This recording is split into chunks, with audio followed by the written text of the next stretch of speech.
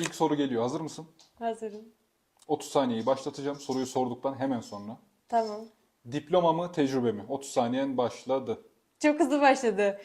Günümüzde zaten herkes okuyor. Süren bitince söyleyecek misin? Evet. Tamam. Günümüzde zaten artık herkes okuyor. Önceden lise mezunu olanlar da iş sahibi olabiliyormuş. Çünkü daha az okuma oranı varmış. Ama şu an artık her yer üniversite ve herkes üniversite okuduğu için o yüzden artık günümüzde diplomanın çok da bir önemi kaldığını düşünmüyorum. Bazı bölümler, meslekler dışında tabii ki bir tıp, psikoloji, hukuk tarzı bir bölüm okumuyorsan eğer ben diplomanın artık çok da gerekli olduğunu düşünmüyorum. Özellikle bizim kendi sektörümüz gibi. Bitti.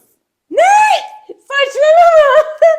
Yemin et. Bitti. 30 saniye olmaz. Daha yeni Kapıyı açabilir misin? Polis geldi yüksek ihtimalle de. Saçmalama. Bitti abi 30 saniye. Part 2'de devam edebiliyor muyum bir daha aynı Tabii ki de, konuya? tabii Tamam. ki de. Part 2'de geleceğim o zaman bir daha.